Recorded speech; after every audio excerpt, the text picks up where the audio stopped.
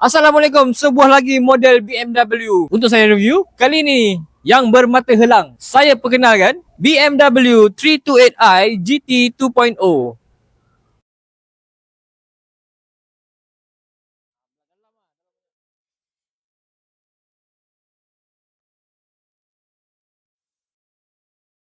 Macam biasa kita tengok ciri-ciri yang menarik yang ada pada kereta ni. 2000cc twin power turbo petrol engine, 8 speed sport Tiptronic automatic LCI gearbox transmission, reverse camera with parking grid, ada power boot, crystal clear smoke projector beam headlamps with eagle eyes daylight, keyless entry, push start button, full black Napa leather seat, ada juga memory seat, pedal shift, driving mode ada Eco Pro, Comfort, Sport dan Sport Plus.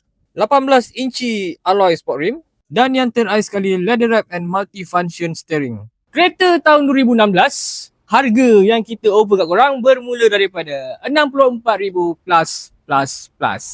So, untuk korang yang nak dapatkan si mata helang ni, boleh terus datang ke showroom kita. Boleh cari saya Azmir, boleh jumpa salesman kita untuk special price. Kita jumpa lagi next review. Adios, amigos.